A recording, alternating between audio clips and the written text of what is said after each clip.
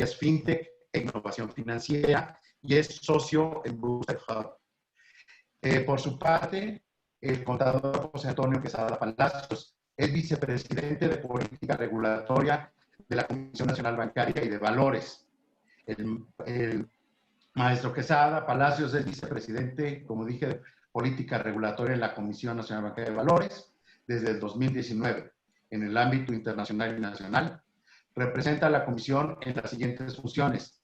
Representante en el Comité de Supervisión Bancaria de Basilea, del Comité Permanente de Cooperación, Supervisión y Regulación del Consejo para la Estabilidad Financiera, en el Comité Permanente de Implementación de Estándares del Consejo para la Estabilidad Financiera, del Consejo Directivo de la Organización Internacional de Comisiones de Valores, en el Comité Regional Interamericano, en el Comité de Mercados Emergentes y en Crecimiento, del Comité de Auditoría y Finanzas, en Alianza para la Inclusión Financiera.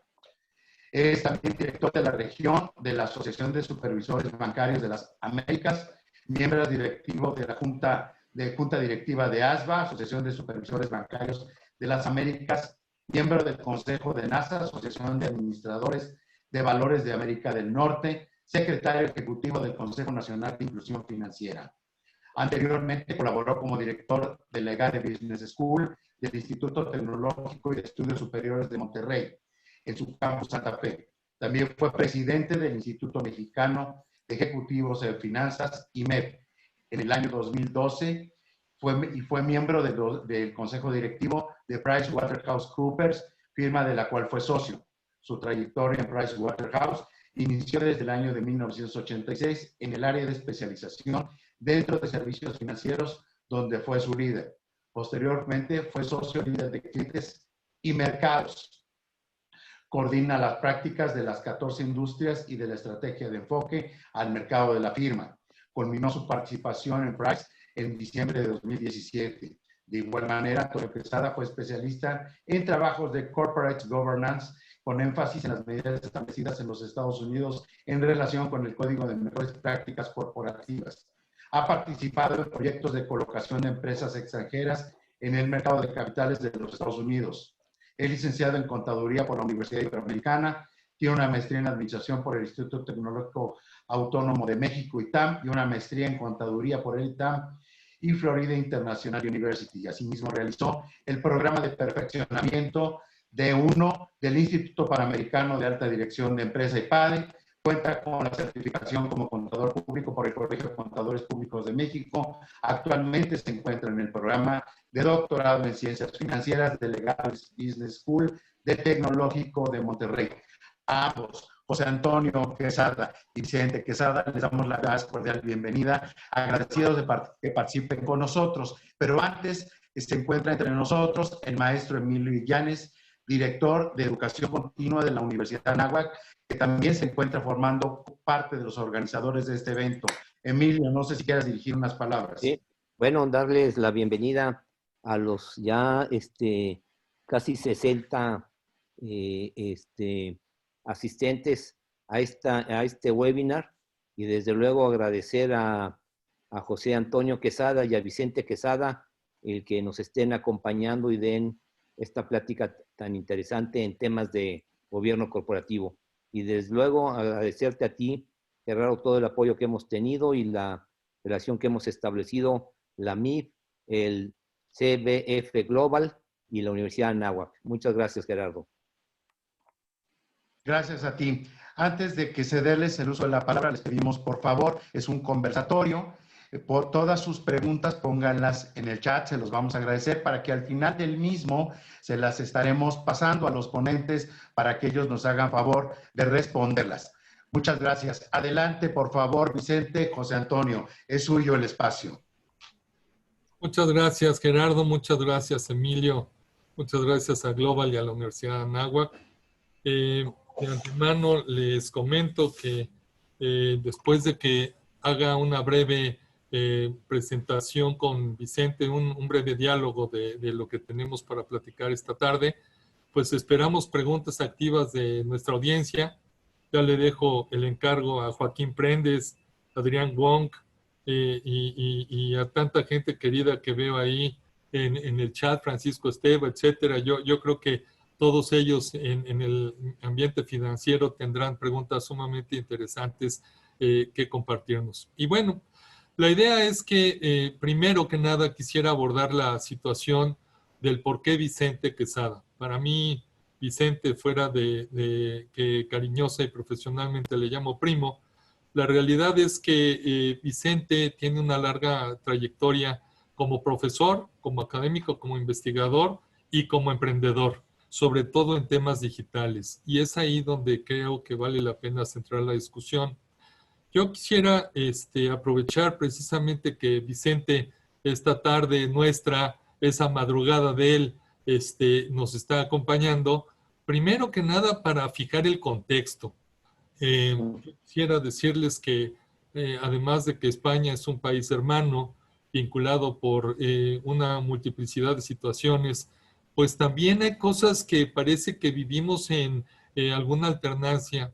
Y recuerdo hace unos meses, precisamente con el presidente, el gobernador del Banco Central de España, Pablo Fernández de Cos, primero una situación muy vívida que Vicente comparte, y es pues estar viendo una decepción de su equipo de fútbol favorito, que es el Atleti de los colchoneros, ¿no? Y había una derrota muy dolorosa y muy sufrida, como acaba de suceder con la Champions. Y eso lo tenía sumamente triste y conmovido. Pero la otra también era el tema de afrontar qué iban a hacer con la pandemia en un momento tan difícil.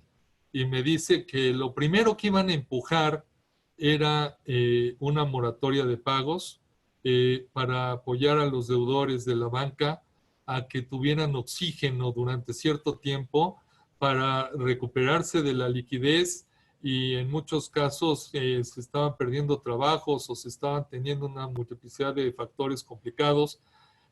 También, él no lo decía, pero había toda la vorágine de situaciones que tenían que ver con su actual presidente, con Pedro Sánchez, que bueno, estaban tomando ciertas medidas sumamente fuertes en relación a una serie de temas como controlar el incremento en los alquileres, en las rentas y en Madrid, y eso pues estaba pudiendo provocar una desincentivación en el valor y la plusvalía de los inmuebles, y una serie de cosas que tú dices, bueno, es que por ahí tenemos un laboratorio de temas que después, si los estudiáramos, si los comparáramos, podríamos ver si funcionan o no en otras latitudes.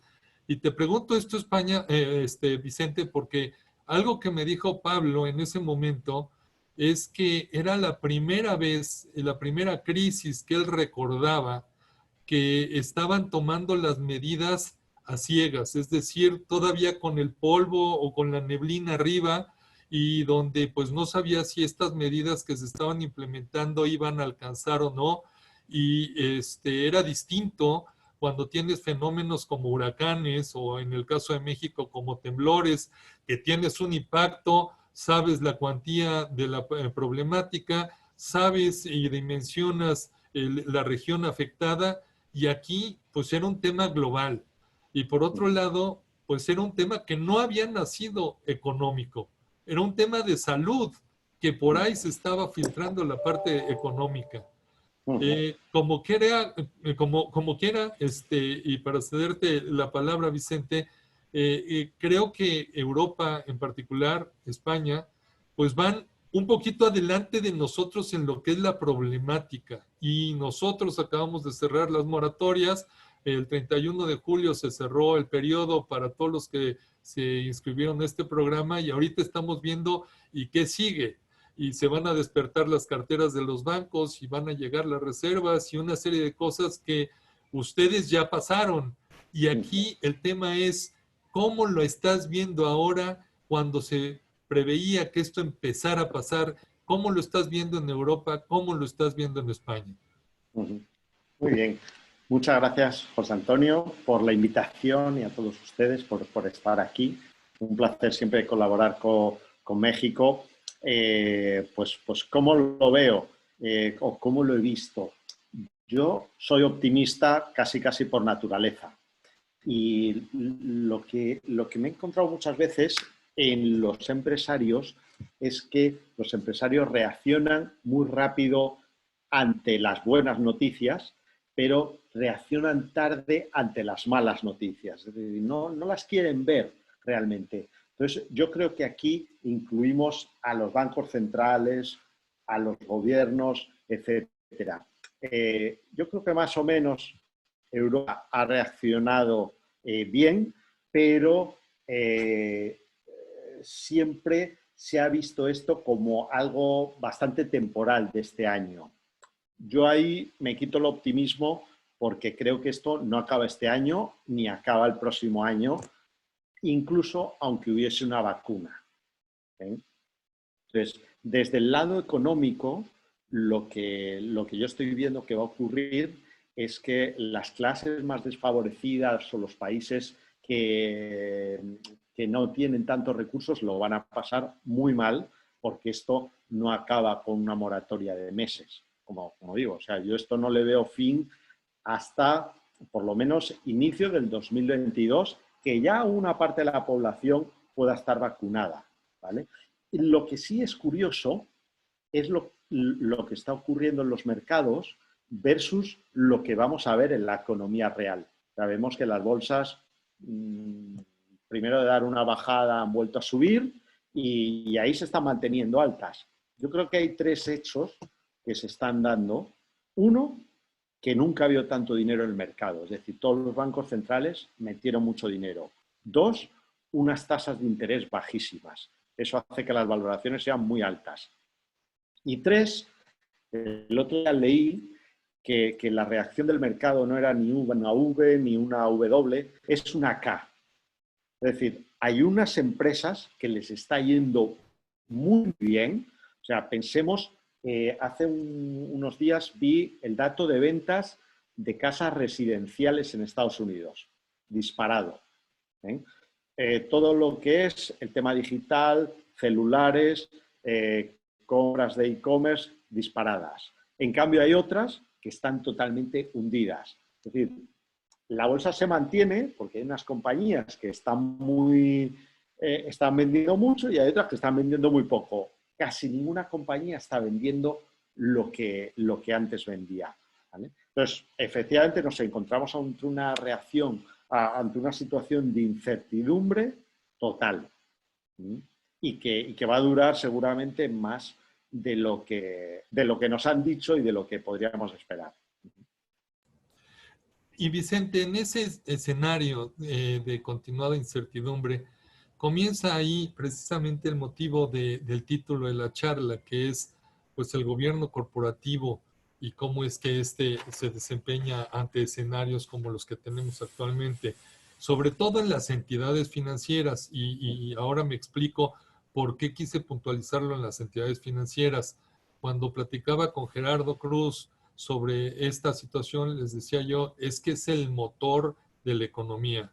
Si tocas a una entidad financiera, ya estás tocando a un grupo de acreditados, a un sector económico muy importante, y entonces la vamos a pasar mal todos. Por eso es que al último me dirigía a las entidades financieras, pero realmente va de amplio espectro, va a todas.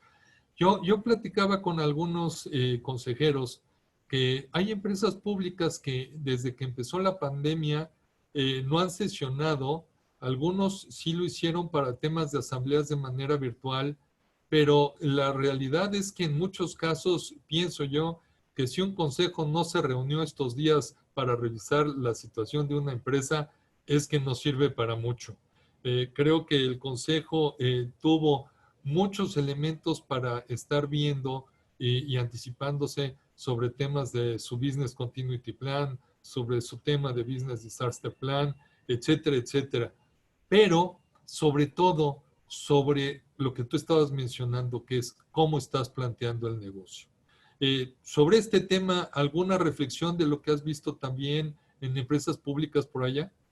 Muy bien. Yo creo que todas, si no se han dado cuenta que tienen que cambiar sus planes estratégicos, o sea, no ya reaccionar, sino que esto está viniendo tan fuerte que tienen que cambiar sus expectativas.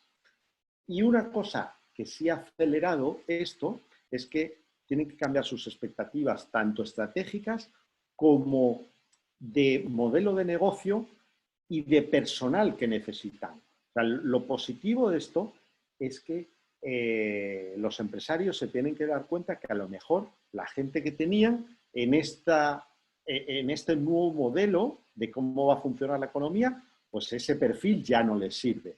Pues tienen que continuamente estar replanteándose y yo creo que en el sistema financiero esto venía ya sonando desde hace 5 años, pero lo que hemos hecho es disparar la velocidad de esta transformación. Esto es lo que va a ocurrir clarísimamente. O sea, comienzo el tema, Vicente. Tú en el 2017 publicaste un libro que se llama When Tech Meets Finance.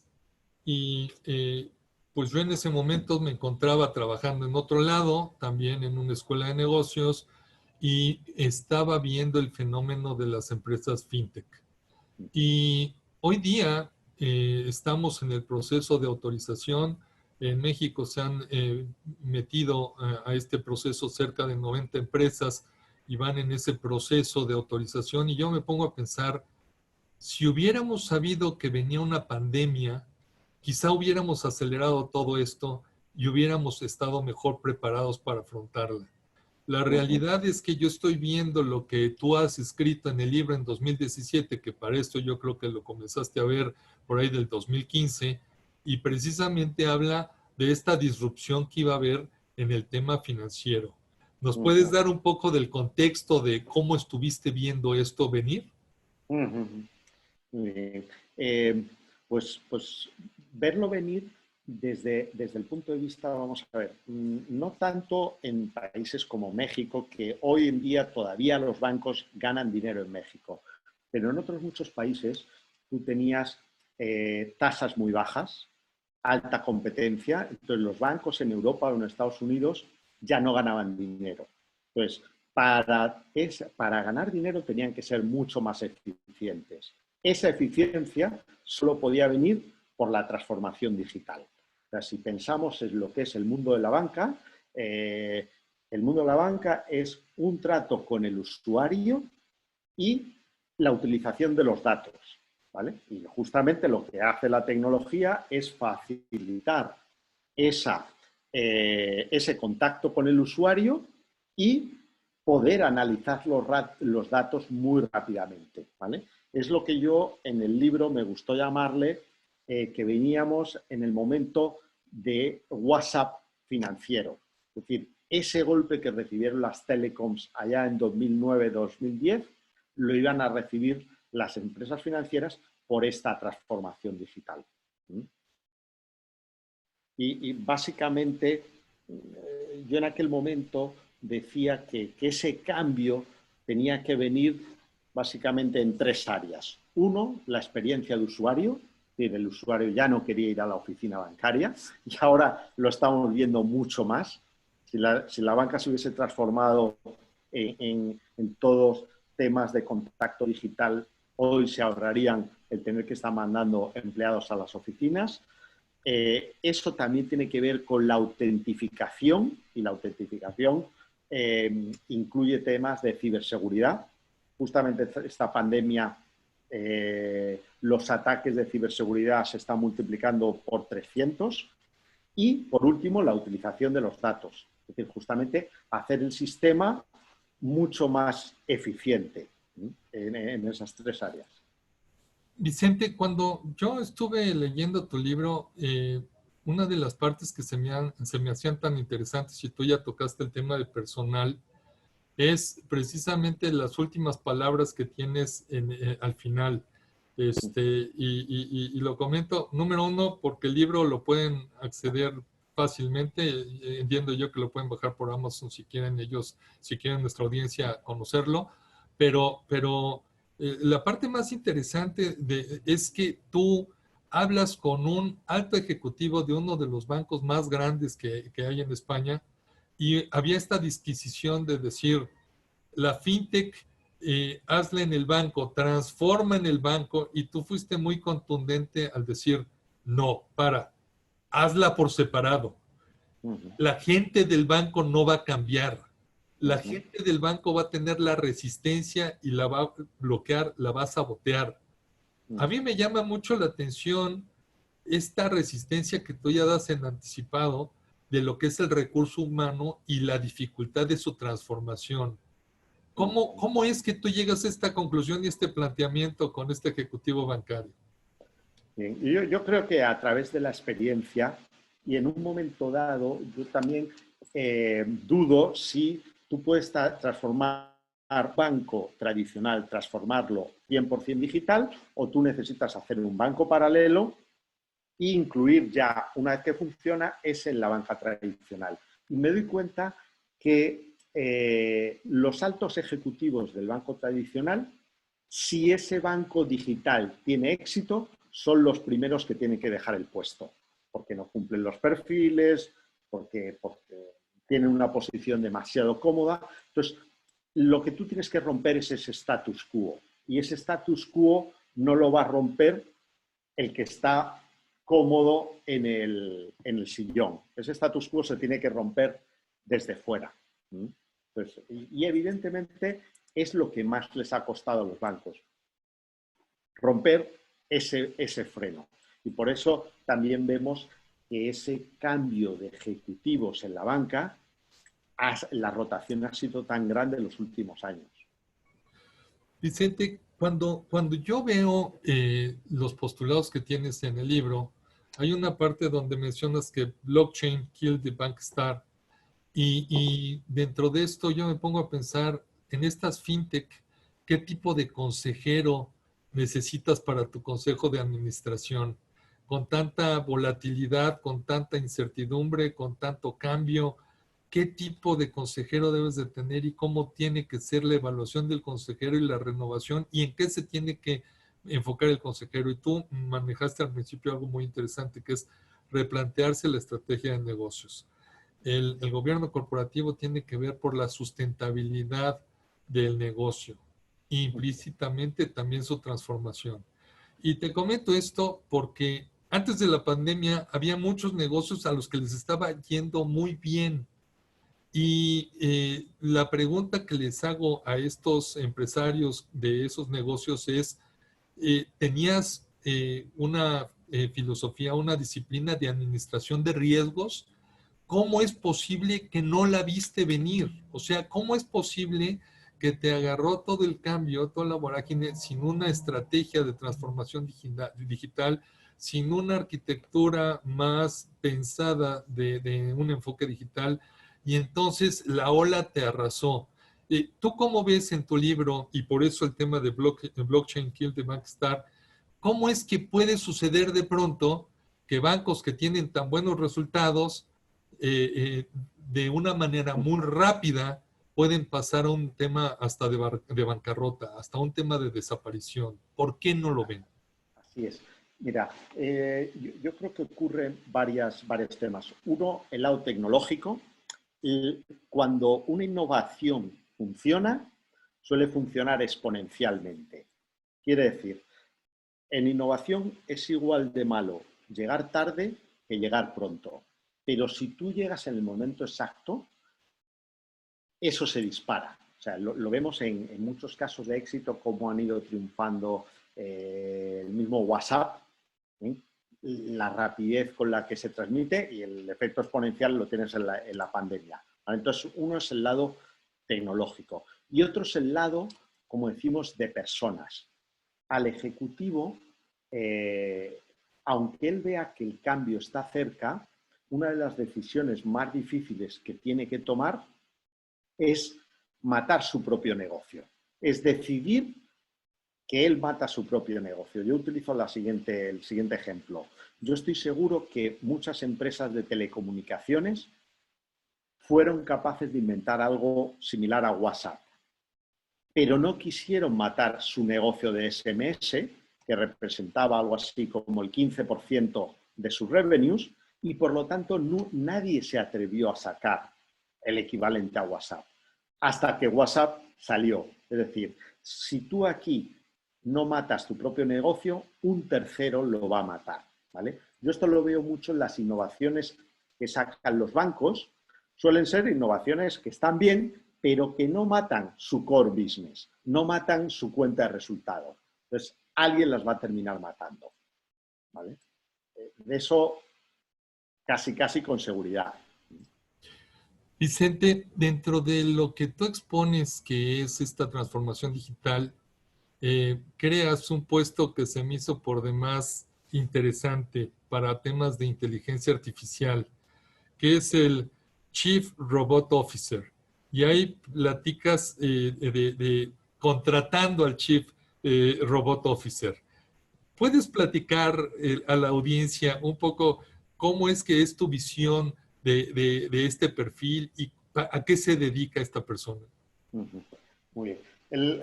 Ahí lo que hago la comparativa es que al final la banca son datos. Si yo empiezo a tener datos de consumo, que pensemos en los modelos de crédito de la banca, son modelos de hace 40 años que no se han cambiado, que no tienen este perfil de consumo actual de los millennials, de la gente joven. Entonces, todo se hace a través de los datos. Si yo empiezo a tener muchos datos, ¿vale?, yo puedo gestionar muy rápidamente. Pero lo que pongo el ejemplo es que no hay persona que sea capaz de manejar tantos datos como tiene la banca que un propio robot utilizando inteligencia artificial. El ejemplo que pongo es que vaya un momento en que ese robot va a ir por encima de los ejecutivos tomando decisiones automáticamente. Ese es el... Entonces, lo que sí se debe preparar la banca pues es a tener muchos de esos perfiles, conocedores de Big Data, de inteligencia artificial, etcétera. Fíjate que uno de los temas que hemos visto de transformación en la banca durante la pandemia tiene que ver a dos factores. Primero, por la pandemia tuvo que haber una cuarentena de los empleados bancarios y hubo sucursales que tuvieron esta segregación, donde seguramente en lugar de tener la plantilla normal de 10, 15 empleados, estuvieron con la mitad, si era mucho. Y después se rotaban cada 15 días y cada X tiempo.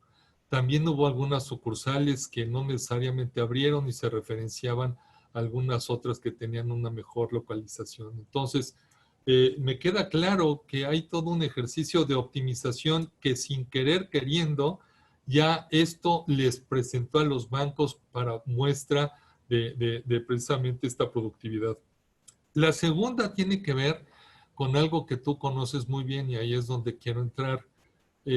Tú conoces la realidad de México y no solo México, sino de varios países latinoamericanos donde desafortunadamente no tenemos una cédula única de identidad. Es decir, todavía no podemos garantizar que el señor Adrián Wong que está dentro de la audiencia es el señor Adrián Wong porque puede haber 2 o 3 actas de nacimiento del señor Adrián Wong, una de su lugar natal, Torreón, y otra de Nuevo León, porque quería ser gobernador de Nuevo León, y ahí alguien se la pudo expedir. Y lo mismo con el RFC. El CURP, bueno, pues ahí creo que hay otras medidas, pero hay tantos datos que están disgregados que se están trabajando para reunirlos, para pulirlos, para tamizarlos y tener una base que realmente te permita identificar a las personas. En alguna vuelta a Shanghái, algo que me sorprendió era ver a un mendigo que estaba pasando por las puertas del metro y traía en su pequeña cachucha un código QR y yo no entendía qué era lo que quería decirnos con el código QR y lo que nos quería decir después cuando sale CODI en México era que le transfiriéramos unas limosnas vía el código QR y entendí que en China, desde que nace un ciudadano, le dan un número de telefonía celular que le acompaña toda la vida, un número único. Te comento esto porque uno de los problemas que se ha tenido en los negocios, sobre todo en la banca,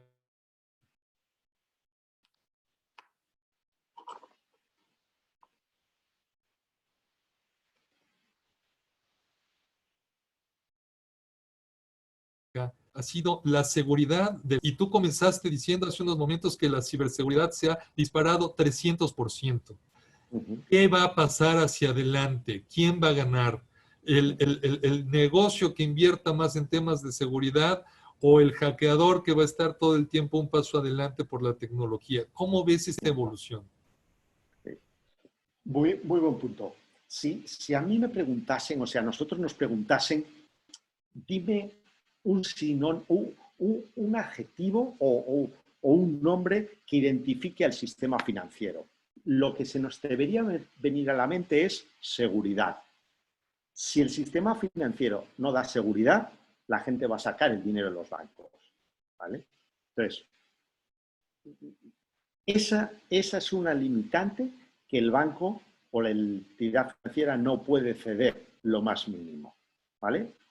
Ahora, muchas de estas entidades han hecho un gran esfuerzo en ciberseguridad, pero lo que está ocurriendo es que los hackers, en vez de atacar a las entidades directamente a través de la tecnología, están atacando a las entidades a través de las personas. Y eso tiene mucho que ver con el gobierno corporativo.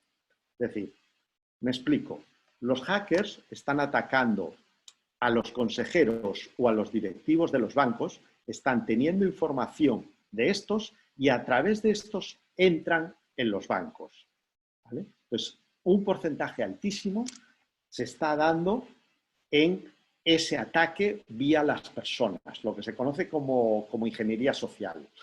Y realmente, por dar algún ejemplo, hackear un iPhone directamente cuesta $2 millones en el mercado negro.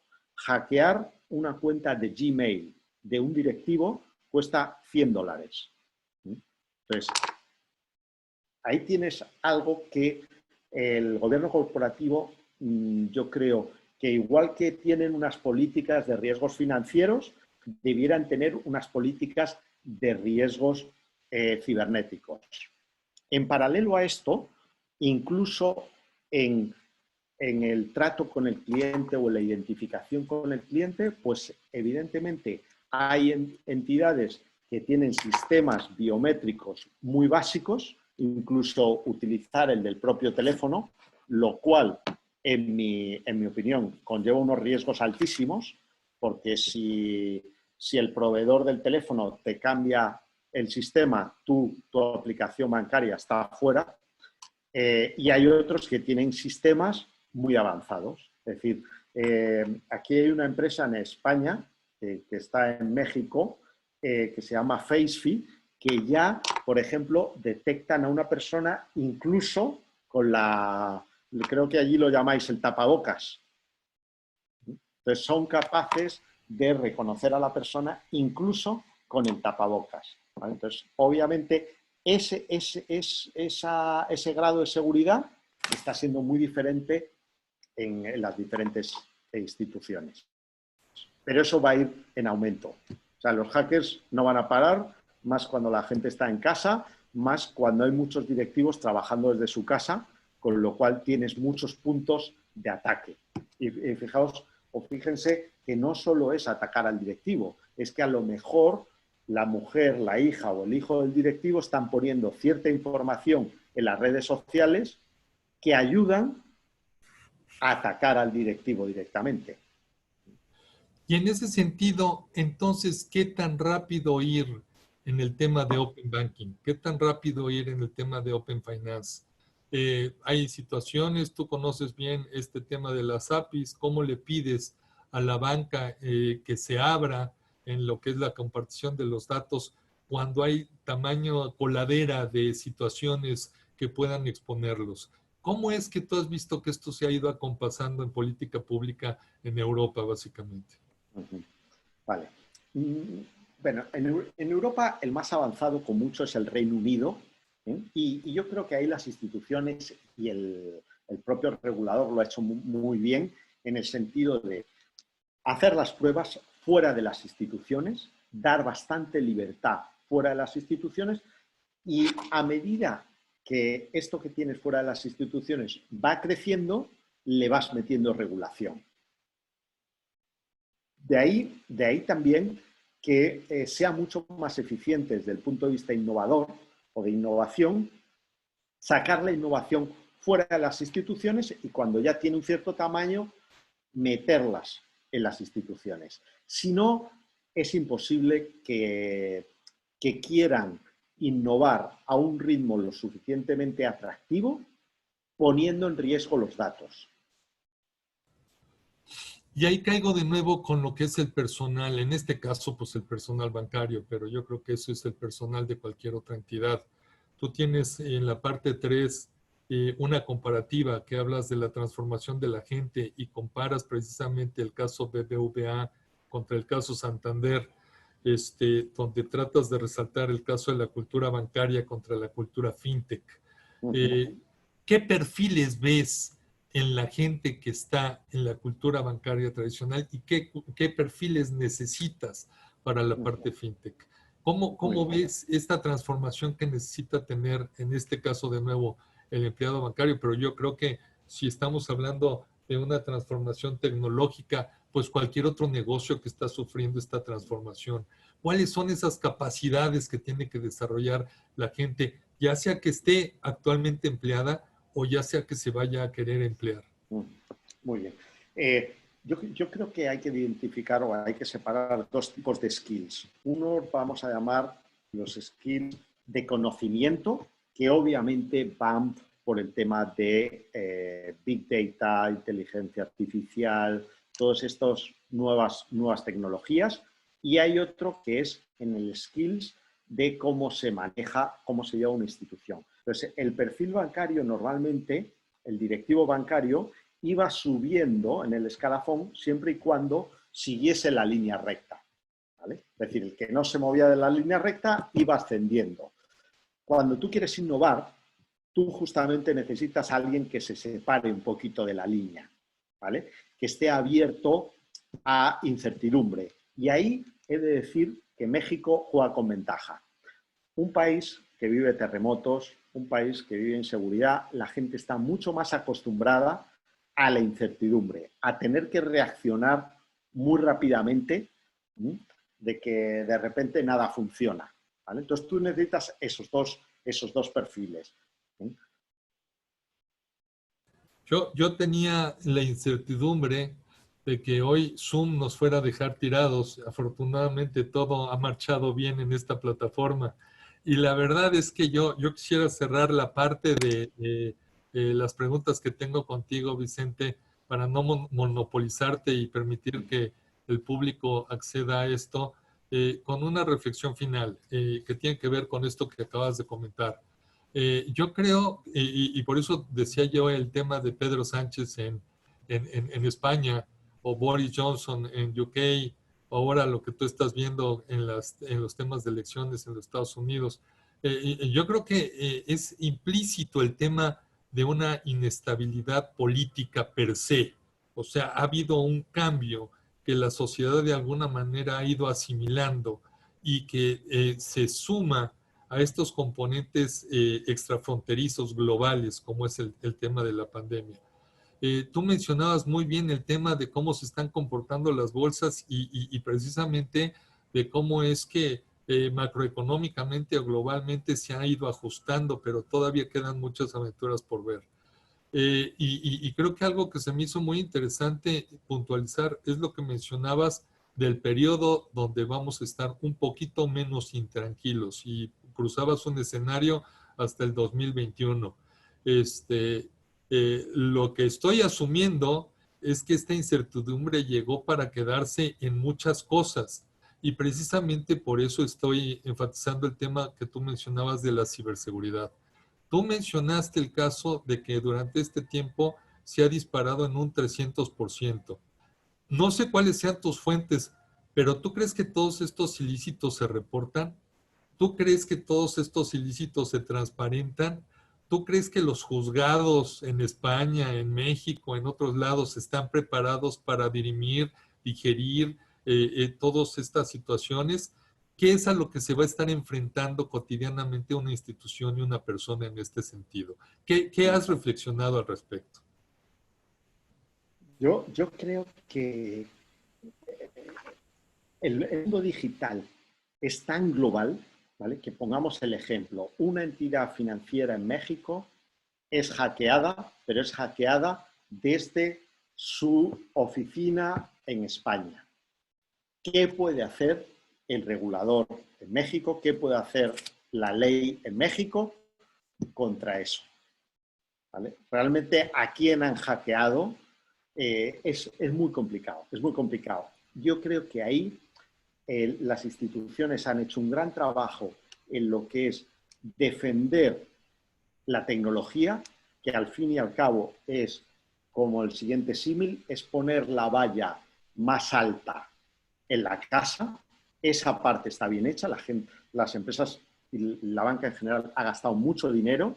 Donde ha gastado muy poquito dinero es en defender a las personas. Y teniendo tantos empleados ahora trabajando desde casa, ese riesgo se ha multiplicado por 1000, por 2000 o por 10.000.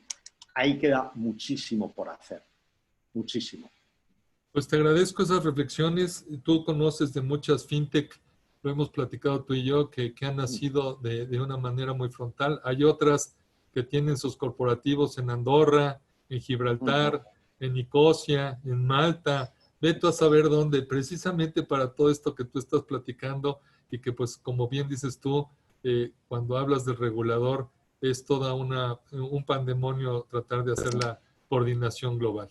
Yo te agradezco todos estos comentarios y a mí me gustaría, Gerardo, pasar a las preguntas que tengas de nuestro auditorio.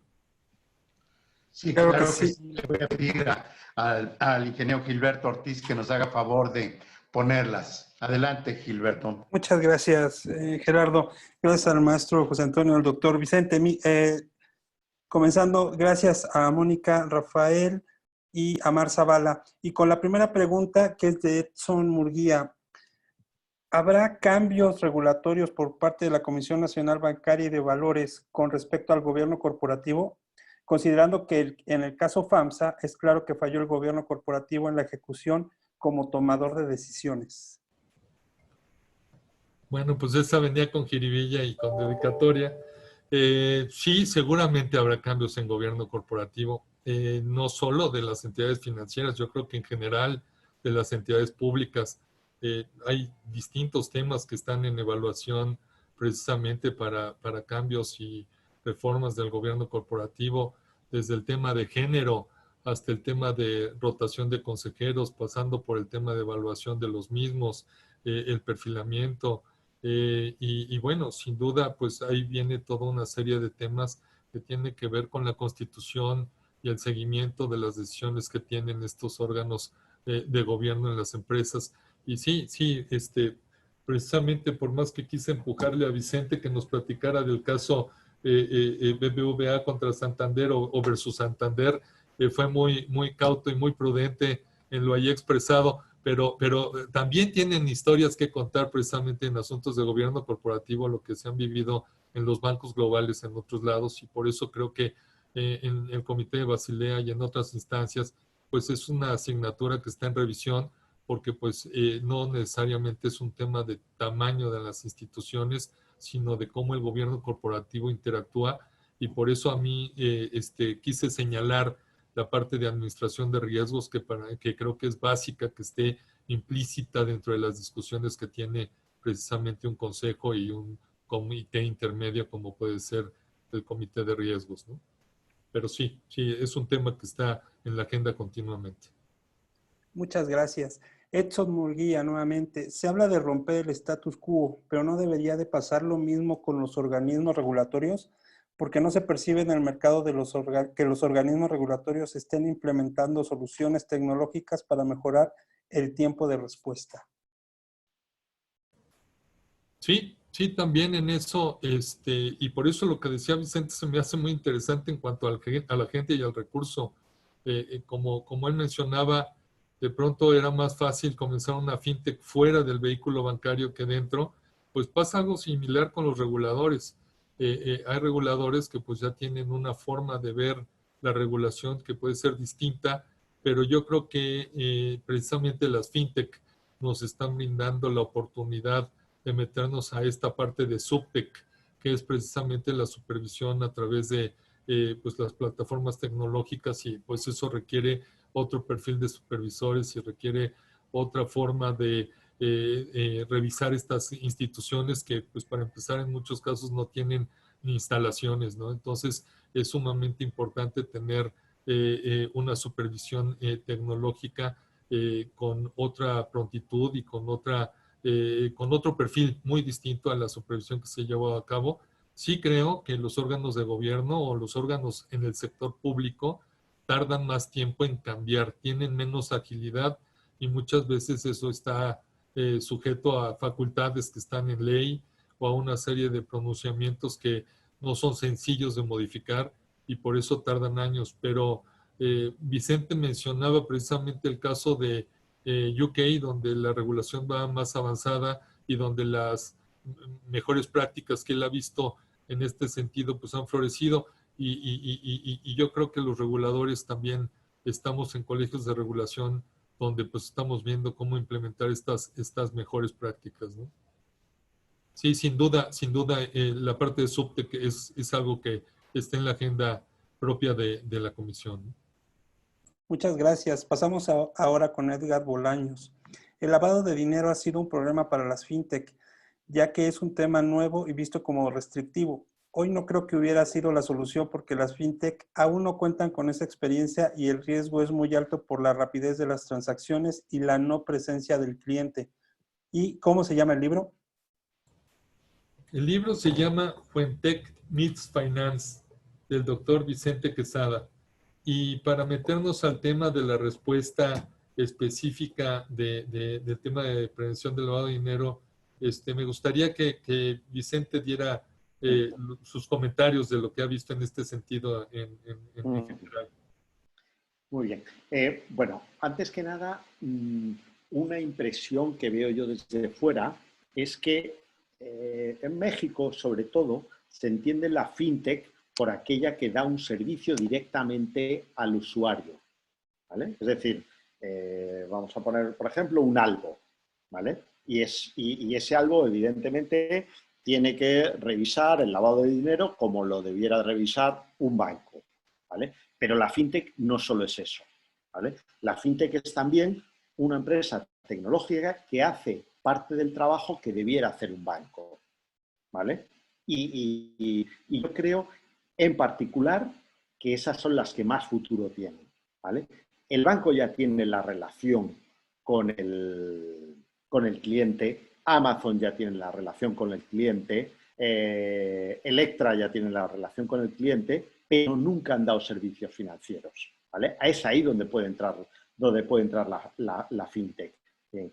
Si quitamos todas esas que tienen la relación con el cliente, evidentemente las que tengan la relación tienen que cumplir como cualquier otro. Los sistemas de identificación biométricos pueden ayudar mucho a esto. Evidentemente tienen que estar conectados con el INE para mayor seguridad, ¿vale? Y ahí yo sé que evidentemente eso y con la pandemia lleva un retraso importante. Muchas gracias, doctor. Ahora con Joaquín Prendes. A manera de reflexión, podríamos decir que el reto de la transformación digital de una institución financiera, en este caso, se ve afectada por un conflicto de agencia desde el punto de vista del gobierno corporativo. Adelante, Vicente. Pues sí pudiera ser, pero y en paralelo a esto, yo creo que muchas instituciones, al hablar de transformación digital, han entendido que todo lo que hacían, pues vamos a digitalizarlo. Y en mi opinión, no es eso justamente lo que hay que hacer. Primero hay que ver qué de lo que estás haciendo vas a seguir haciendo con los cambios de costumbres del cliente, ¿vale? Por ejemplo, si yo doy créditos para coches, para carros, y ahora intento digitalizar esos préstamos a los carros, pero el cliente ya no quiere comprar carros porque va en Uber, ¿vale? Pues acabo de digitalizar algo que no necesitaba, ¿vale? Entonces, primero es ver qué es lo que tengo que digitalizar y después digitalizarlo. Y evidentemente, pues sí, hay un conflicto cuando todo se intenta digitalizar. Muchas gracias, doctor. Perdón, Leticia Robles, en nombre del libro, no sé si pudieran presentarlo, maestro José Antonio, ponerlo en la cámara. Sí, claro. Se los pongo aquí y Un poquito más atrás, por favor. Ahí es. Gracias. Ok. Gracias, maestro. Gilberto Muñoz, ¿hasta qué punto la regulación de la Comisión Nacional Bancaria de Valores obstaculizará para aperturar nuevas IFPES debido a la burocracia y qué podemos aprender en México de Kenia sobre la penetración del pago electrónico? Muchísimo, de Kenia muchísimo. Es un ejemplo de inclusión financiera que hemos seguido de cerca. En general los países africanos lo han hecho muy bien y han ido muy rápido. Les platicaba también del tema de China, el tema de la India, logró una inclusión financiera por decreto impresionante, donde pues realmente esta economía tuvo que cambiar todo de un día a la parte bancarizada. Yo lo que les puedo decir es que no niego esa percepción de burocracia que menciona en el sentido de la dificultad que ha sido los procesos de autorización y de aprobación. Primero, porque la regulación secundaria pues tardó en salir más de 1 año y medio, 2 años, y todavía hay regulación complementaria que estará por salir pronto. Entonces, a lo que voy, sí creo que el haber puesto una ley tan acuciosa y tan bien hecha impuso retos en todo lo demás que se tenía que hacer, y nos tomó también el cambio de gobierno y una serie de instancias que con la pandemia pues han hecho que saquen regulaciones o que saquemos regulaciones que son urgentes y quizá no necesariamente las que se necesitaban para este sector todavía, pero están en proceso. Hay un borrador que salió para Conamer. Ese borrador estará siendo sustituido con todos los comentarios de los gremios y pronto estará la última versión que esperamos que salga.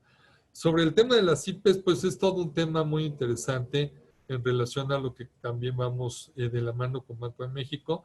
Yo creo que ustedes saben que toda la parte de pagos con criptomonedas todavía no está permitida en nuestro país. Yo creo que es ahí durante un tiempo donde se va a seguir evaluando y sopesando si vale la pena entrar. Ustedes vieron lo que dijo Vicente sobre la parte de ciberseguridad, y también hay una cantidad de pagos importantes, pagos no lícitos o pagos de entidades de las que no queremos necesariamente que estén operando en México, pero de alguna manera lo están haciendo a través de estas mismas criptos, ¿no? Entonces, a lo que voy es que no debemos de desconocer este problema, y seguramente pues ahí estaremos avanzando pronto en regulación adicional que permita por lo menos monitorear lo que está pasando en ese sentido. Y yo creo, por muchas razones, yo creo, sobre todo por el tema per se inminente de la autorización de las fintech que están en proceso, que iremos más rápido en la regulación de estas entidades. Así que yo sí pienso que lo difícil fue empezar, pero después tendrá que ir avanzando más expeditamente.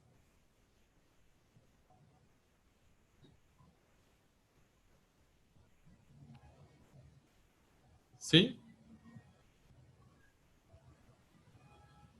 Y Gilberto. tenemos más preguntas. Gilberto. Bueno, perdón. Vamos con Pablo Gutiérrez. Tiene una pregunta, y también Adrián Wong quiere intervenir. Pasamos primero con Pablo. Imagínense con los bancos del bienestar manejados por el gobierno mexicano. ¿Podrán las reglas de gobernanza hacer que funcionen estos? ¿Qué implicaciones y riesgos hay para el resto del sector financiero al respecto? Saludos, atentos y felicidades por el evento. Bueno, el Banco del Bienestar tiene un capítulo por separado, y todo el tema de gobernanza pues es muy específico para esa institución, como sucede con las mismas entidades de banca de desarrollo y todas las entidades descentralizadas o que de alguna manera confluyen con el gobierno federal. Entonces, lo que yo les quiero decir es que el gobierno corporativo tiene matices en ese sentido, y yo creo que ahí en el Banco del Bienestar más bien se trata de seguir un mandato. El Banco del Bienestar tiene que estar pues revisando todo esto conforme a un tema de política pública, y alguien mencionaba el tema de Kenia.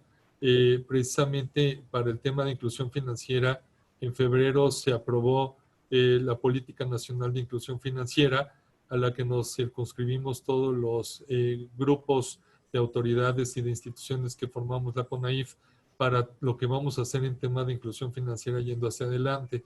En ese tema se tomó la experiencia de países como Kenia, porque pertenecemos a un grupo internacional que se llama AFI, que es una asociación financiera para la inclusión, y a otros organismos internacionales. Entonces, lo que les quiero decir es que en el tema del Banco de Bienestar, pues también está sujeto a un plan nacional de desarrollo y a una serie de objetivos establecidos, y pues tendrá que mandatarse hacia ese cumplimiento, ¿no? Pues más no les podría compartir del tema del Banco de Bienestar, porque creo que va enfocado hacia la gobernanza del mismo, ¿no? Ok. Adrián Wong, si quiere tomar micro, y después pasamos tenemos 4 preguntas más. Muchas gracias. Adelante. Buenas noches, Antonio. Qué gusto y felicidades a los dos Quesadas, a ti y a tu primo, como dices. Nada más un comentario. ¿Sí me oyen? ¿Sí? Sí, sí. Una cosa que me preocupa de las preguntas, de algunas de las preguntas que se han hecho, es que esperamos que la solución venga a través de regulaciones o de códigos de mejores prácticas o de leyes. Y yo creo que definitivamente la responsabilidad principal recae en el consejo y en la administración. O sea, no voy a esperar que un grupo de contadores, de abogados, de funcionarios públicos me digan qué es lo que tengo que hacer. O sea, nadie mejor que la administración y el consejo de administración conocen qué es lo que se necesita, conocen, si no, pues que se les ocurra cuáles mecanismos son los mejores, pero eso de esperar a que haya una regulación para que me diga qué hacer, para mí es poner primero la carreta que los bueyes. Ese era mi comentario, ¿verdad? Y felicidades otra vez a los dos, excelente. Gracias, Adrián. Yo le pediría a Vicente que hiciera la reflexión. Completamente de acuerdo con Adrián. Al final es el empresario el que tiene que tomar la decisión y el que se tiene que dar cuenta de decir, vamos a ver, el consejo que yo tengo, los perfiles que yo tengo de ejecutivos, los perfiles que yo tengo en el consejo, ¿me sirven para una situación como la actual o no me sirven? Y no me lo tiene que decir el regulador. Es decir, si tengo un perfil de gente muy respetable pero muy mayor, es posible que no sean capaces de darles seguimiento al tema de seguridad. Entonces, completamente de acuerdo que tienen que ser las propias compañías y sobre todo los empresarios los que se adelanten a esto.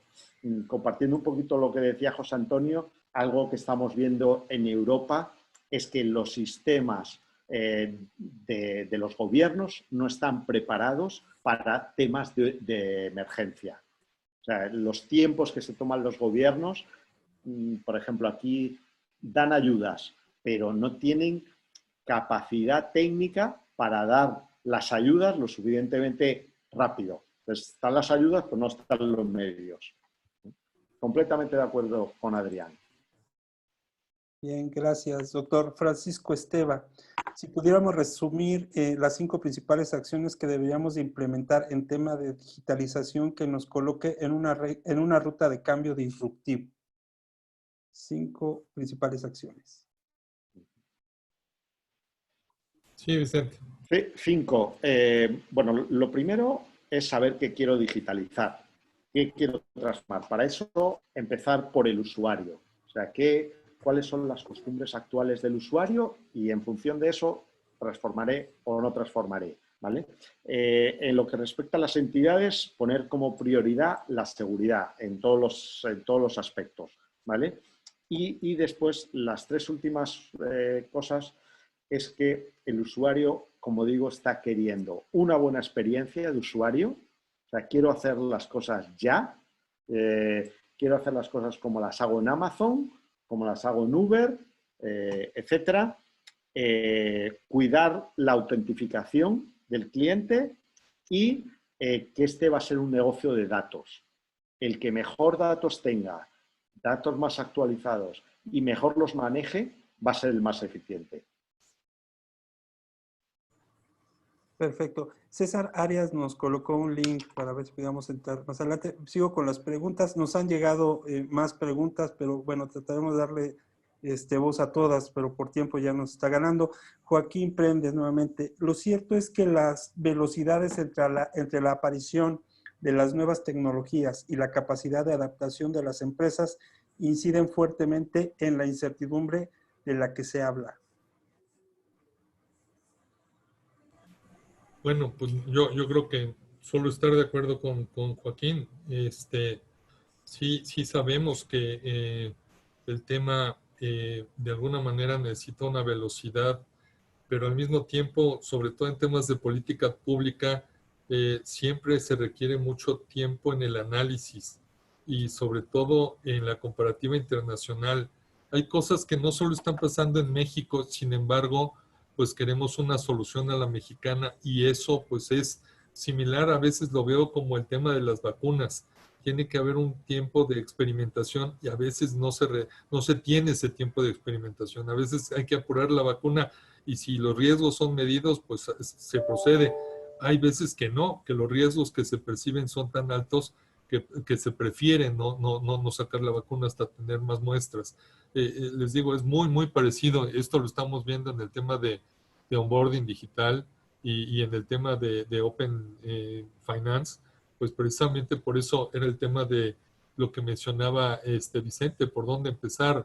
Si por los temas de consultas en la parte de tus saldos de crédito, si ya por los temas de captación comenzar a hacer transaccionamiento entre distintas entidades y qué riesgos lleva eso para la exposición de estas entidades con temas de vulnerabilidad todavía muy presentes. En fin, todo eso se sopesa y se consulta con otras autoridades que pues también tienen en sus facultades el revisar estos temas, ¿no? No solamente es el caso de un regulador. Es un proceso complicado, ¿eh? Yo me gustaría haber tenido esta experiencia en la parte de funcionario público mucho más temprano en mi carrera, porque luego no es fácil estar del otro lado y entender todo el tema de facultades y responsabilidades, inclusive en el caso de alguna omisión o en el caso de alguna regla que no pudiera estar bien implementada, ¿no? Muchas gracias. Nos vamos con las 3 últimas preguntas por cuestión de tiempo. Leticia Robles. Hola, ¿podrían resumir los perfiles más relevantes para un Board of Directors de una empresa fintech global? Esa sí te la dejo, Vicente, porque sé que Leticia trae el tema de su fintech. Entonces, ahí, ¿qué perfiles debe de tener un consejero de una fintech? Bueno, para ser un poco más específico, debería entender un poco de la fintech que se trata, ¿vale? Pero yo te diría que seguro es muy bueno alguien que ya haya hecho lo que tú quieres hacer o algo similar en alguna parte del mundo. O sea, para que no te caigas 2 veces, que alguien que ya se haya caído te ayude previamente. Lo va a ver de antemano. Esa es el mejor recomendación que te puedo dar. O sea, si estás haciendo un RoboAdvisor, alguien que haya trabajado en RoboAdvisor ya. Muchas gracias. Edgar Bolaños, excelente charla, muchas felicidades. Mónica Quesada, en el sector de la salud, ¿cómo digitalizas? Digo, los pagos electrónicos y la publicidad digital, pero ¿cómo cambias si la gente tiene miedo de salir de sus casas? Esa pregunta se me hace muy interesante. Voy a platicar de lo que yo estoy viendo en el sector salud por aquí.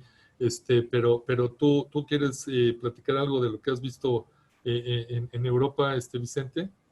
Mira, pues yo he visto justamente que los hospitales en Corea, los hospitales de Samsung, están poniendo los mismos onboarding digitales que ponen los bancos.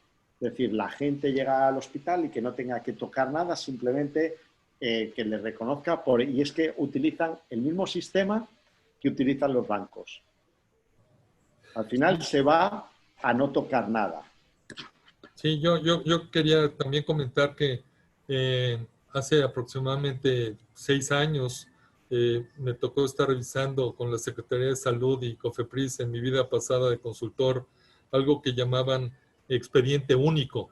El expediente único pues era una cartilla digital que tú podrías estar transfiriendo de un hospital a otro, de un sistema al otro.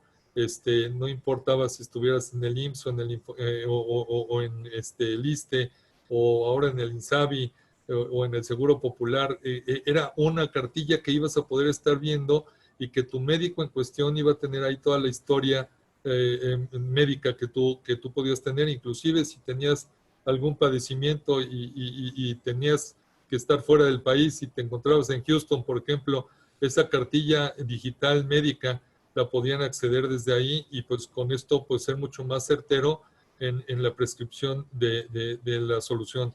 Desafortunadamente, si les comento que no tenemos un número de identificación poblacional todavía, pues el tema del expediente único está más cuesta arriba, pero sin duda sería algo que en estos momentos de la pandemia nos hubiera ayudado muchísimo, sobre todo cuando la gente pues va a lugares, a hospitales que le piden ir porque en el otro no tienen ya abastecimiento o no tienen lugar. Eso pues yo creo que hubiera sido la diferencia en los tratamientos y los diagnósticos.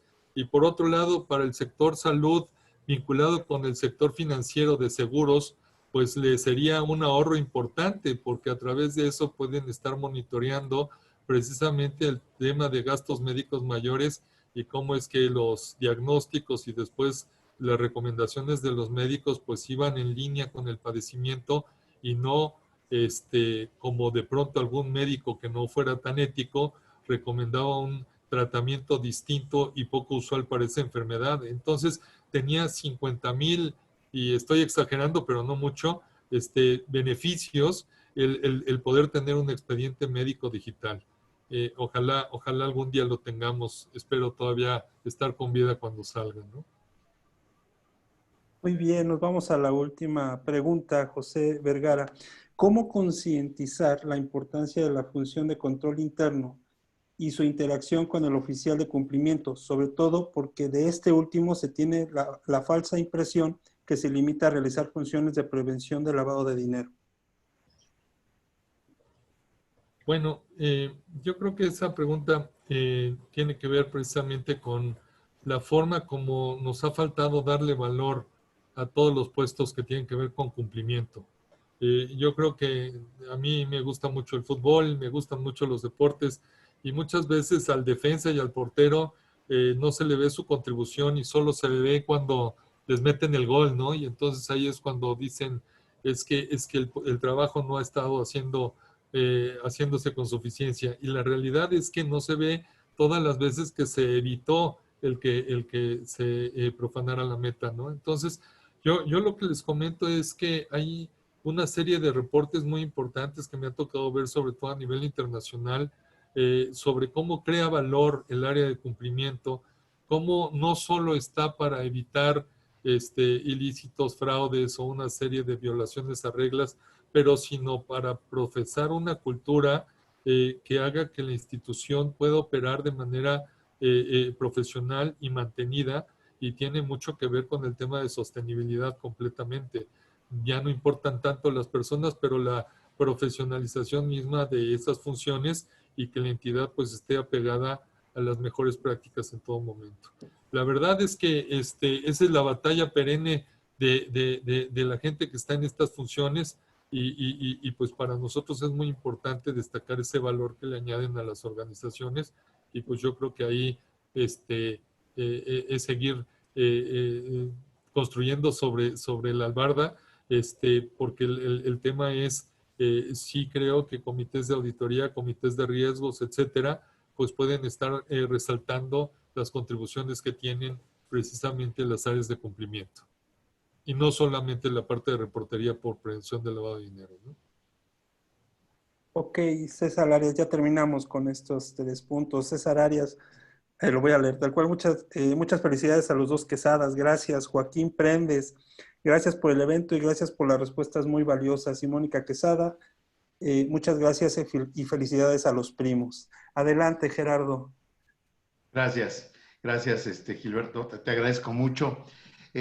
Pues tanto al doctor Vicente Quesada como al maestro José Antonio Quesada, agradecerles en nombre de la Asociación Mexicana de Instituciones Bursátiles, el Centro Educativo del Mercado de Valores, la Dirección de Educación Continua de la Universidad de Anáhuac, México, y la Global Business School, su extraordinaria participación en este conversatorio sobre el gobierno corporativo en empresas globales del sector financiero. En lo personal, mi más profundo agradecimiento a ambos por haber aceptado la invitación que les hicimos. El tiempo que han dedicado al transmitirnos sus conocimientos y experiencias es invaluable. Muchas gracias a los dos y como último favor, pues pedirles si nos permiten sacar una foto para el recuerdo y además para las redes. Con mucho gusto, encantado. Muchísimas gracias a todos por su participación y en este momento les pedimos que vayan abriendo sus cámaras para que podamos sacar la foto. Como bien dice nuestro director, es con la finalidad de postear en redes sociales.